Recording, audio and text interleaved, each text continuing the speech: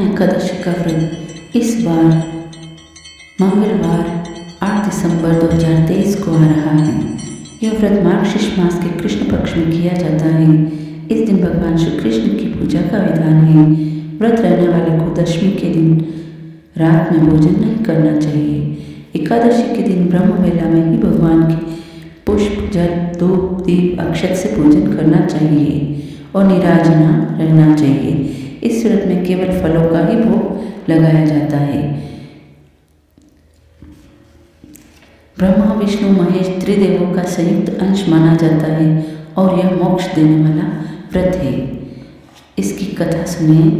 एक बार पार्वती, लक्ष्मी और सावित्री को अपने अपने पतिव्रत पर बड़ा घमंड हो गया था। नारद इनके गर्भमर्दन के लिए सर्वप्रथम पार्वती के पास गए और अत्रि ऋषि पत्नी अनुसुईया का बखान करने लगे।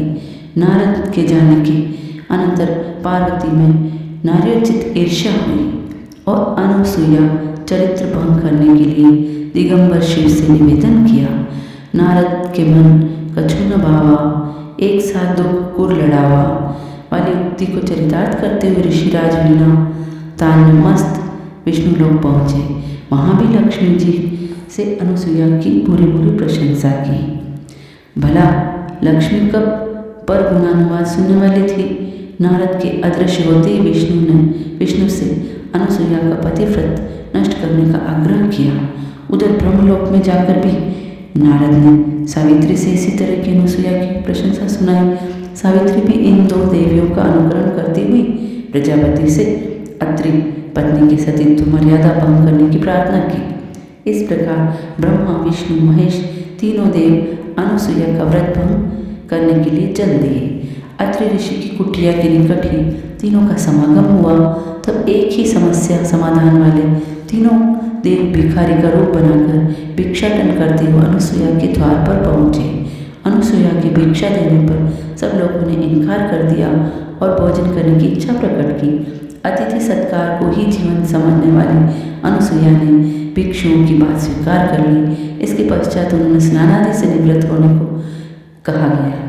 तीनों देवों के आते ही श्रद्धा से अनुसुईया जब भोजन की थाली परोस कर लाई तो उन लोगों ने इनकार करते हुए कहा कि जब तक तू नग्न होकर भोजन न परोसेगी तब तक हम लोग नहीं ग्रहण करेंगे। यह सुनकर अनुसुईया के पहले तो पैर से सिर तक आग जल उठी, लेकिन पतिव्रत सत्य से देवों की प्रवंचना समझ गई। उसके द्वारा आत्रि ऋषि के चरणोदक को छिड़कते ही त्रिदेव छोटे छोटे बच्चे के रूप में निकलने लगे। तब सती ने उन्हें भर पेट भोजन कराया तथा पालने पर झुलाती हुई वात्सल्य प्रेम में दिन व्यतीत करने लगी। इधर काफी समय बीत जाने पर तथा त्रिदेवों के न लौटने पर त्रिदेवियों को घबराहट होने लगी। तब एक दिन नारद के द्वारा ज्ञात हुआ कि तीनों देव एक बार अनुसुईया के घर जाते हुए दिखाई दिए थे।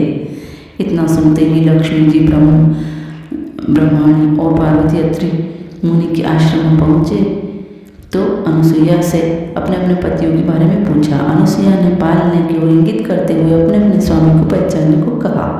लक्ष्मी जी ने बहुत चालाकी से विष्णु को पहचाना, मगर जब पति समझकर उठाया तो भगवान शंकर निकले। इस पर उनका बड़ा उपहास हुआ। इस प्रकार तीनों देवियों के अनुनय विनय करने पर अनुसुईया ने कहा, इन लोगों ने मेरा दूध पिया है, अतः इन्हें बच्चे के रूप में ही रहना होगा। इस पर तीनों ब्रह्मा, विष्णु, महेश के अंश से एक विशिष्ट अवतार हुआ जिसके 3 सिर और 6 भुजाएं थी और यही दत्तात्रेय ऋषि की उत्पत्ति की कथा है। अनुसुईया ने पुनः पति चरणोदक से तीनों देवताओं को पूर्ववत कर दिया। जय हो।